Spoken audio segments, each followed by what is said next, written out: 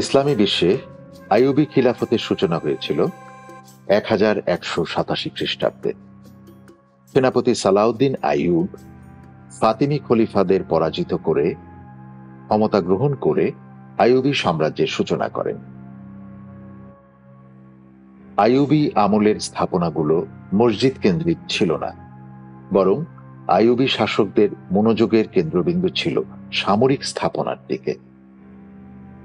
সে কারণে আইয়ুবী সাম্রাজ্যের প্রথম সুলতান সালাউদ্দিন আইয়ুব ক্ষমতা গ্রহণ করে তার বাসস্থানকে নিরাপদ করার দিকে মনোযোগ দিয়েছিলেন বেশি। ক্রুসেডের অভিজ্ঞতাকে কাজে লাগিয়ে মিশরের কায়রোর অদূরে একটা বিশাল দুর্গ নির্মাণ করেছিলেন 1183 সালে। আর এ দুর্গ নির্মাণের সময় সুলতান সালাউদ্দিন সে সময়ে দুর্গ স্থাপত্যের সবচেয়ে আধুনিক কৌশল অবলম্বন করেছিলেন। প্রথমেই তিনি কায়রোর আশপাশ এলাকা উঁচু প্রাচীর দিয়ে ঘিরে দেন। 30 ফুট উঁচু আর 10 ফুট পুরুত্বের রক্ষা প্রাচীরের উপরে খিলান আকৃতির প্যারাপেট।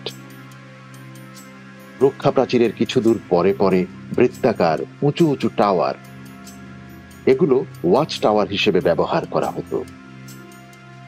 রাতের বেলা এই ওয়াচ টাওয়ারগুলোতে আগুন জ্বালিয়ে রাখা হতো, যাতে করে একটা টাওয়ার থেকে আরেক টাওয়ারের মাঝের রক্ষা প্রাচীর ও আশপাশ এলাকা পরিষ্কার দেখা যায়।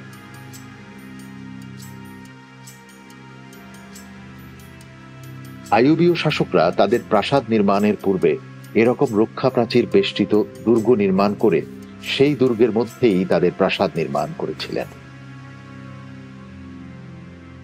সুলতান সালাউদ্দিন দুর্গ নির্মাণে কাজ শুরু করলেও পরবর্তীতে বেশ কয়েকজন আইয়ুবীয় শাসক দুর্গকে আরো সুরক্ষিত করতে আরো রক্ষা প্রাচীরের সম্প্রসারণ করেন এবং বেশ কয়েকটি শক্ত পাথরের তৈরি বৃত্তাকার ওয়াচ টাওয়ার নির্মাণ করেন।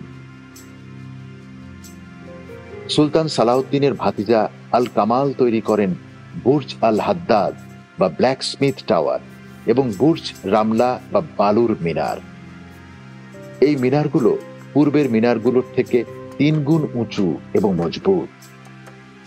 সামরিক কৌশলের দিক থেকে কায়রো শহর এবং এর আশপাশের এলাকা রক্ষার জন্য এই স্থানটিই ছিল সর্বোৎকৃষ্ট।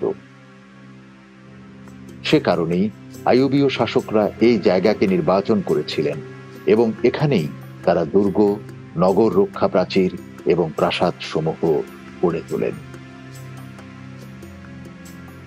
মিশরের কায়রো শহরে 1256 সালে আইয়ুবী শাসক আল নাসির ইউসুফের দ্বারা পুনর্নির্মিত নাসরিন তোরণটি এখনো পর্যন্ত মধ্যযুগের সিরিয়া সামরিক স্থাপনার অন্যতম উদাহরণ হিসেবে দাঁড়িয়ে।